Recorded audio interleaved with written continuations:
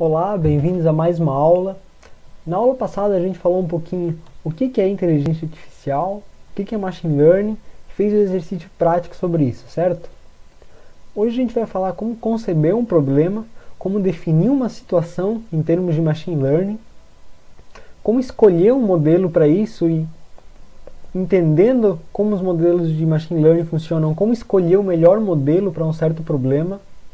A gente não vai se aprofundar muito em todos os modelos que existem, a gente vai só falar brevemente sobre redes neurais artificiais.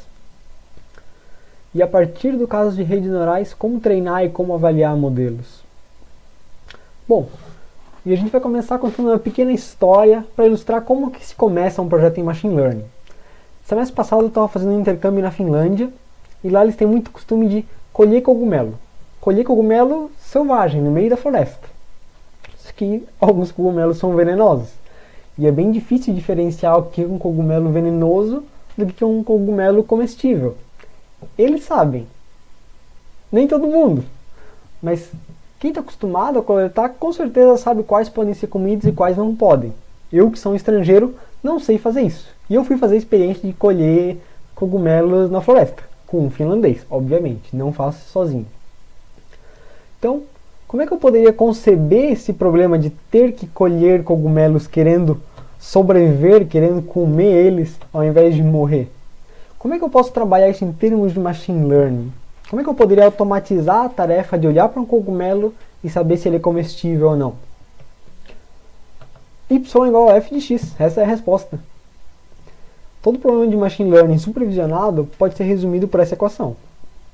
Nesse caso, pela forma como eu estou trabalhando o problema, x são as características do cogumelo, então o cheiro, a cor, onde esse cogumelo nasce, e y é a informação que eu quero prever, que eu gostaria de prever sozinho, sem a especialista sem um finlandês do meu lado me ajudando. Então eu quero saber se este cogumelo pode ser comido. Então a gente concebeu um problema como sendo um problema de machine learning, em termos de um problema de machine learning.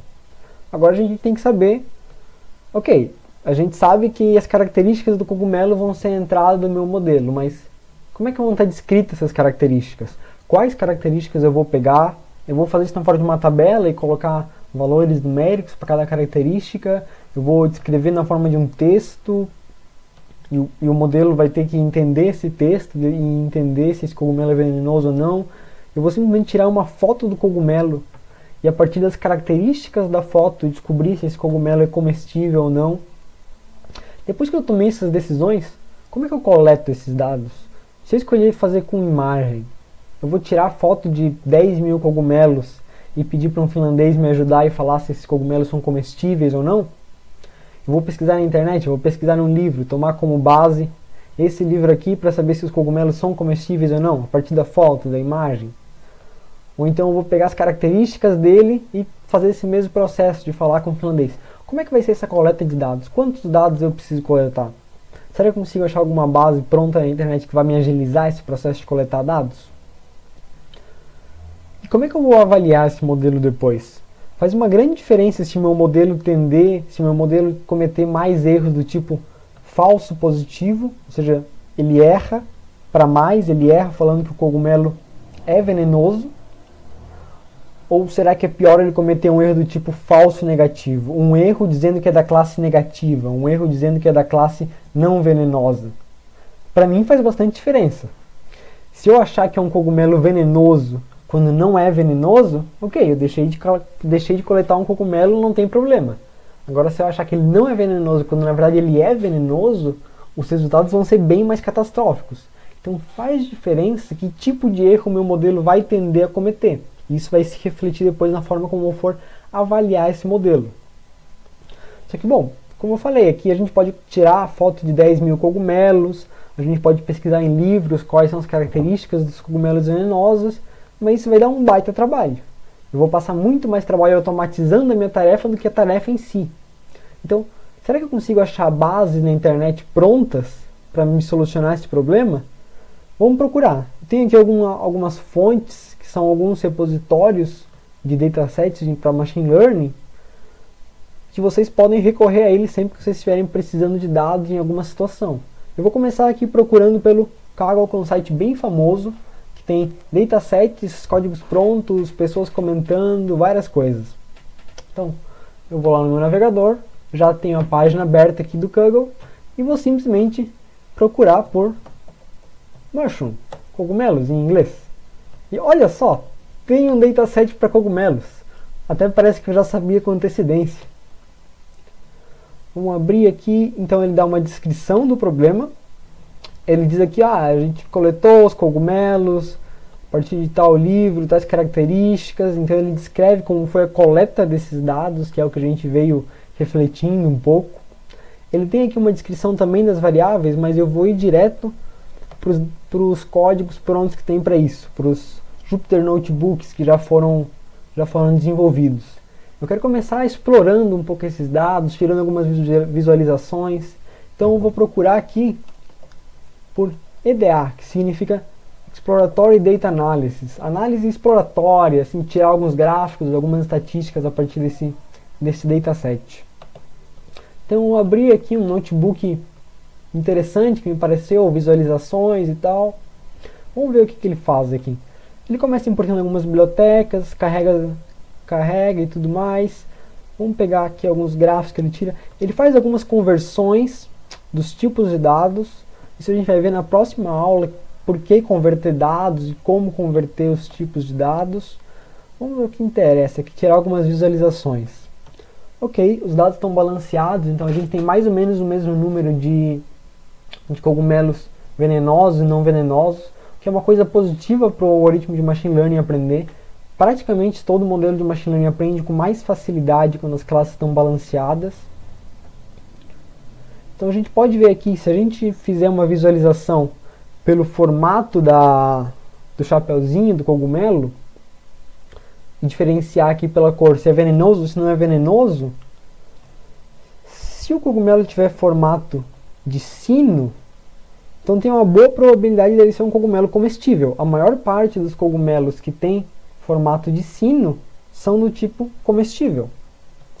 A mesma coisa não dá para falar do tipo flat, é quase 50-50, que tem 1.500 exemplos comestíveis e 1.600, contrário, 1.500 exemplos comestíveis e 1.600 exemplos de cogumelos não comestíveis. Não, essa variável aqui, com essa característica, não me ajuda a diferenciar. Mas eu posso ver também que os tipos de sino, eles são relativamente poucos aqui, são minoria. Então se eu olhar só para o formato de sino, eu também não é uma boa regra de decisão se o finlandês decidir comer tudo que for de sino, tudo que tiver formato de sino, certo? Então essa decisão ela tem que levar em conta várias variáveis. Vamos continuar olhando aqui algumas outras variáveis.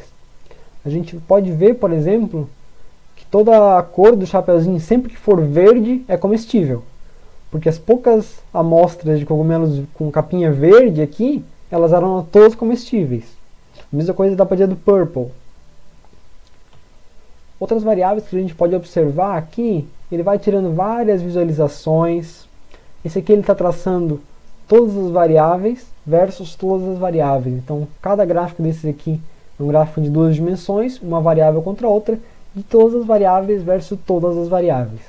E na diagonal central aqui, para eu não visualizar uma variável versus ela mesma, que seria uma linha reta, ele visualiza aqui a distribuição dessas variáveis. Então, a gente vai tirando ele vai tirando, eu não fiz isso, tá? Ele vai tirando várias visualizações aqui, e depois, se você quiser replicar isso no seu código, você pode só ver os métodos que ele usou aqui. É muito direto de transformar isso para um outro dataset. Mais distribuições de histogramas e tudo mais. Então, esses códigos que já estão aqui são excelentes para você ir aprendendo e vendo quais são as outras práticas de programação que outros programadores têm e outras bibliotecas, e você ir aprendendo a partir do código dos outros. Geralmente esses códigos aqui estão bem explicados, costumam estar documentados. Então aqui ele tirou um gráfico de pizza, particularmente eu não gosto de gráfico de pizza. É isso aí, ele fez um monte de visualização, o código está todo aberto, todo disponível.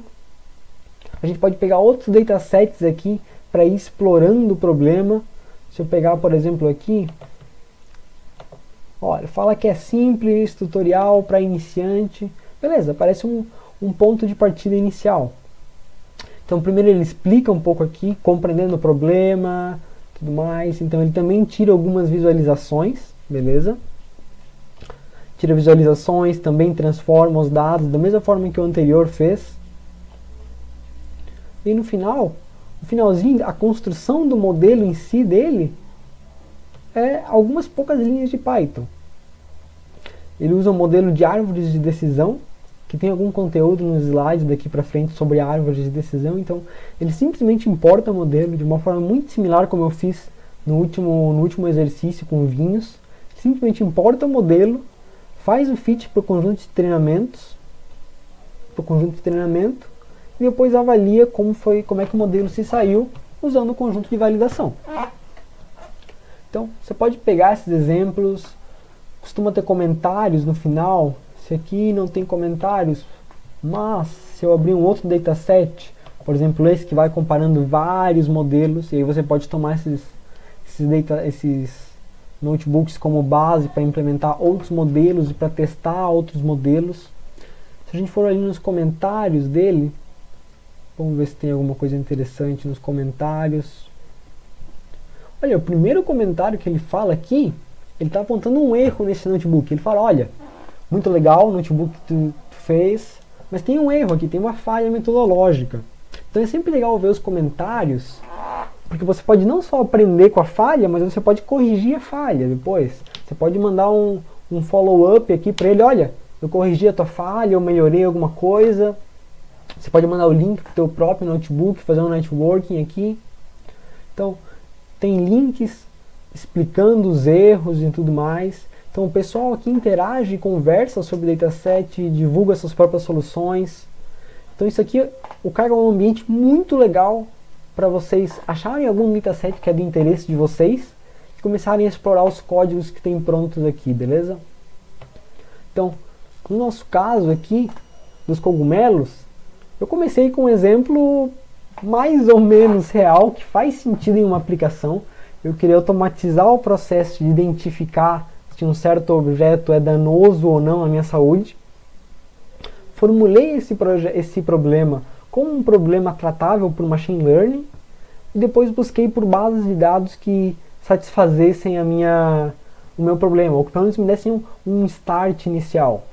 Pode ser que meu problema fosse, ao invés de trabalhar com cogumelos, trabalhar com ervas venenosas. E aí pode ser que eu não encontrasse um dataset na internet sobre ervas venenosas. Mas esse trabalho inicial com cogumelos poderia me dar dicas, poderia me dar abordagens metodológicas para esse tipo de problema. Então me daria um start inicial para, por exemplo, se eu estivesse trabalhando numa empresa, eu mostrar para o meu chefe, olha, a gente ainda está coletando os dados para ervas venenosas, mas a gente já tem alguns resultados iniciais aplicados para um problema muito semelhante.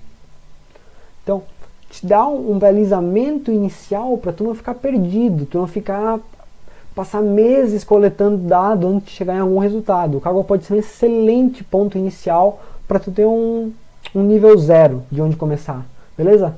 Valeu pessoal, até a próxima!